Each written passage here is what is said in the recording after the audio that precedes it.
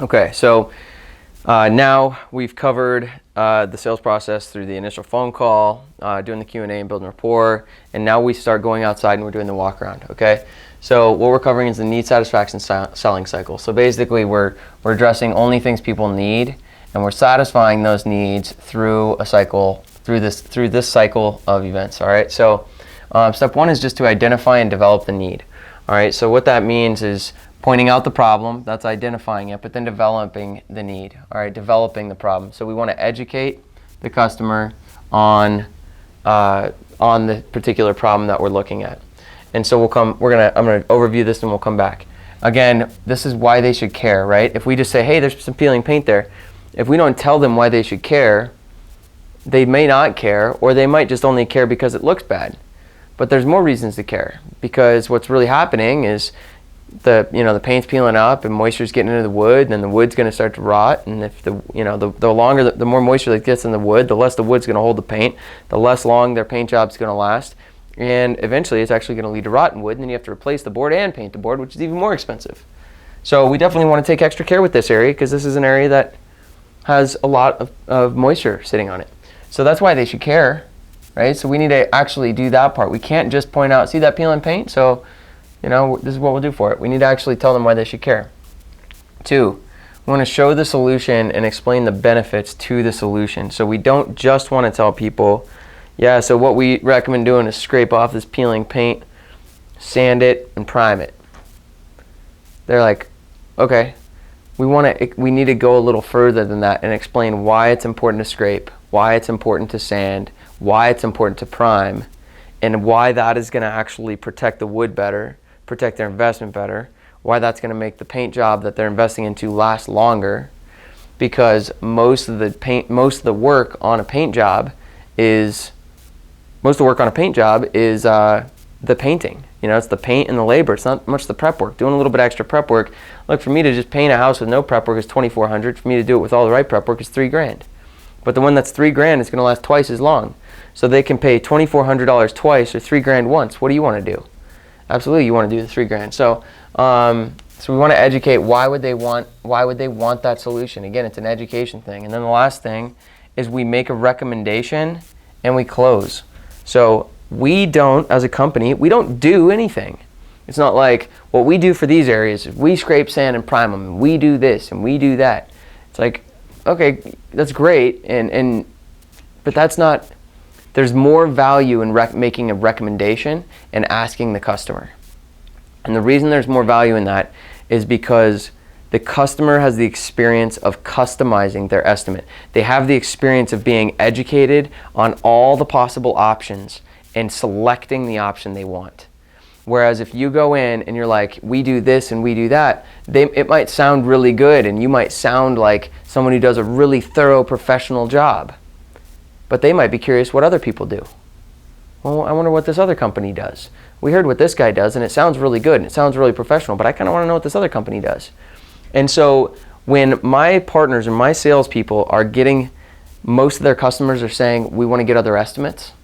It usually comes down to this. It usually comes down to they're not following this cycle. They're not making recommendations and closing. They're saying, we do stuff. We don't do anything. We recommend things. What do you want us to do? This is the process you want to follow, okay? And I'm going to run through an example in a minute. So there's a few things. So if you remember back, we talked about these are the 4 reasons people choose to buy, right? That they're painting this year, because if they're not sure that they're painting, they're not going to sign.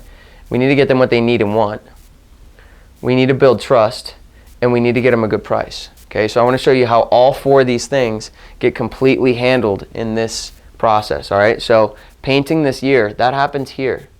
Right? If we do a good job educating the customer on what's happening on their house and what's going to happen and why they should paint, like, look, if the house is peeling, there's more prep work. And then the longer they wait, the more prep work there'll be. The longer they wait, the more they risk needing to replace boards. The longer they wait, the more damage the wood gets, the more prep work there is on even the already existing prep work. So it only gets more expensive. And most people like want to take care of their house. So if we just explain that to them, most people, and first of all, they're not going to be doing an estimate unless they're pretty serious they want to paint, or at least considering this year or next year. Now, if someone's thinking about painting this year or next year, don't try to talk them into this year. Just educate them. Yeah, like you could totally wait a year, and if you do wait a year, like it's just going to cost a little bit more. You know, like some of these areas, like this is the side I would be most concerned about, because if you look down here, you can see how these underside of the siding boards are already starting to fray.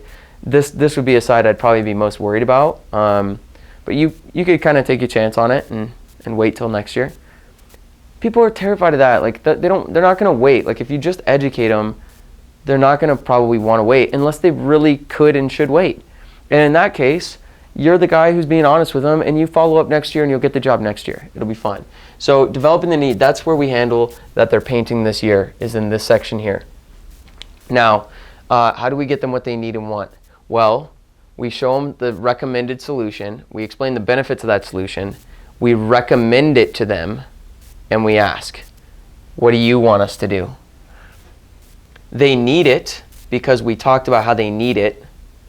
And then we recommend things, and then we say, would you like us to do that? And they are customizing the estimate all the way through.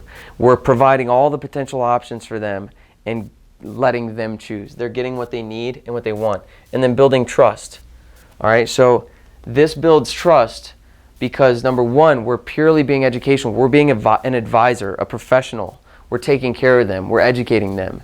That alone builds trust. Second, when you go into details about why these different problems are happening and you explain to them why it's happening, people don't know jack about painting.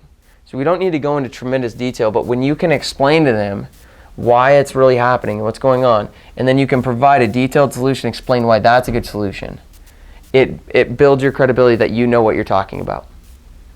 Another really important aspect to this that I'll mention for building trust is being detailed, like incredibly detailed at your estimate.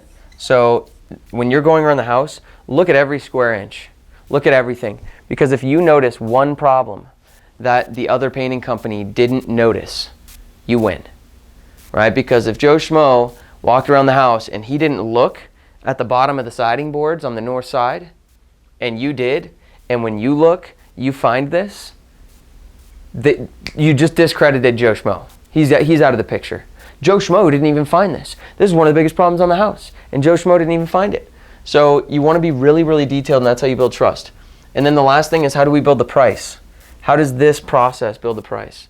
Well, how this process builds the price is in this close part, right? So we explain the need, then we explain the solution, and we go into detail on it. And when you're explaining the solution, like, so see this peel and paint, we're going to scrape this off, and we go into the details, which I'll go through in a moment. And then we say, so would you like us to do that for all of these peeling areas around the house? They know that that's going to be more work, and they will want it because it's crazy not to want it. And so the moment they say yes, in their head, the price just went up a little bit. The value went up a little bit because they just got a better paint job. They just got more value. And so the price goes up too. And when you do this selling cycle for the peeling, the cracking, the fading, the nail holes, the underside of the siding, maybe you won't get all 5 of those on a single paint job, but you'll get 2 or 3 at least.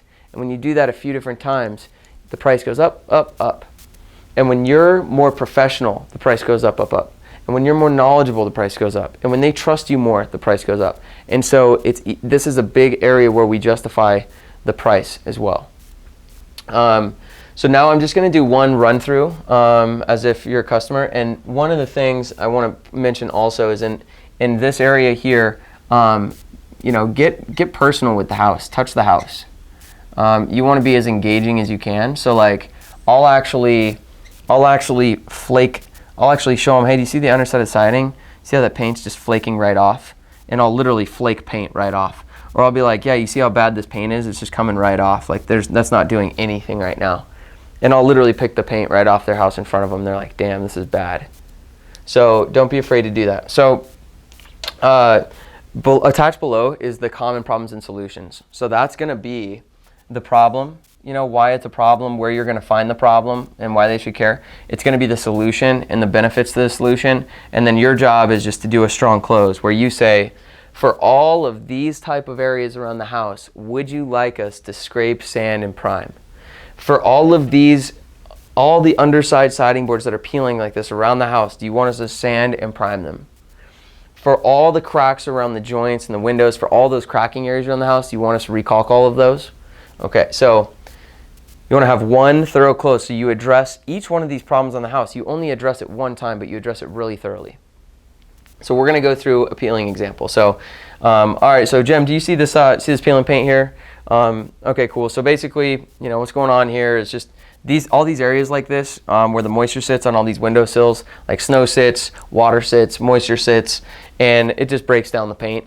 And so all these areas that are peeling like this around the house, basically what's happening now is now that it's exposed like that, moisture is going to start getting in there. And you can actually even see right here. Do you see how this window right here, the wood is actually even getting like a little discolored, like a little gray? Well, that's what happens once the moisture starts getting in the wood. So the wood's just kind of getting a little, it's not rotten, but like it's headed that way. And so these are areas I want to spend a little extra time on, because if you don't take care of it, it starts to rot. The paint doesn't last as long and everything. And especially because these areas are the areas that are going to continue getting moisture, you want to spend a little extra attention on them. So what I recommend doing for all the peeling areas like this around the house is first, when we do that power wash, it'll kick off some of the loose paint. And then what I recommend doing next is just taking a scraper, like a 5-in-1, and we just come through and scrape off all the loose paint. Because obviously if we've got loose paint and we slap new paint on it, it's just a thicker coat of loose paint. So it doesn't do any good. So we need to scrape off all this loose paint. And then after we've scraped off this loose paint, what I recommend doing then is actually sanding this area. And sanding does two things. One is it'll smooth out that surface, between like the wood and the paint, right? So there's going to be that ridge. It'll smooth that out a little bit. It won't be perfect, but it'll help. More importantly though, when we sand this area, it actually creates more bite. It creates more surface area on the wood for the primer to adhere to. And so it actually ends up creating a better bond with the primer to the wood. So that's why I recommend sanding, because it'll just create a better bond. So it's less likely to peel the next time around. And then, like I mentioned, after we sand it, then I recommend using a primer. Primer's main purpose is just to protect the wood. So once we put some primer down across this, it's much thicker than paint. It protects better than paint. Primer adheres better to the wood than paint does. And then paint bonds better to primer than it does to the wood. So not only do we get like that extra good coat of primer on top of there to protect this, but then we put on that thick coat of the Sherwin-Williams Super Paint we're talking about. That's a nice thick coat on top of that primer. So we get a really good thick coat of primer, a good thick coat of paint, and this area gets a little bit extra protection compared to some of the other areas of the house that don't have quite as much moisture. So that's what I recommend doing for all those peeling areas around the house. So is that something you'd like us to do for all these peeling areas around the house? You want us to scrape, sand, and prime them? Okay, perfect. Yeah, that's what I recommend. Cool. All right, any other questions about that? All right, well let's move along then. So were there any other concerns you had on this side of the house, Jim? And then he might point something else out. Or I'll say, something I noticed is the cracking over here. And then I go and cover cracking. And as you go around the house, you just want to make sure that every single problem area on the house has been addressed at some point, and you've run them through that process. Now, you are going to need to learn to adjust this pitch, right? Because some people, everyone is different. Some people want more detail. Some people want less detail. Some people have past experience, so you don't go through as much with them. Some people are like high personality types, and they don't care about those details. So you'll need to learn to adjust, but you don't want to skip them. You still need to hit developing the need. You still need to do the explain the benefits, and you still need to recommend and find out what they want. So that's your need satisfaction selling cycle. Review the sheet below and just internalize that stuff. Because this is kind of like the cherry on top. If you just do a really strong initial phone call, build a lot of rapport, and do your pre-closes, and then you just add this in and just get them what they want. This is not hard, right?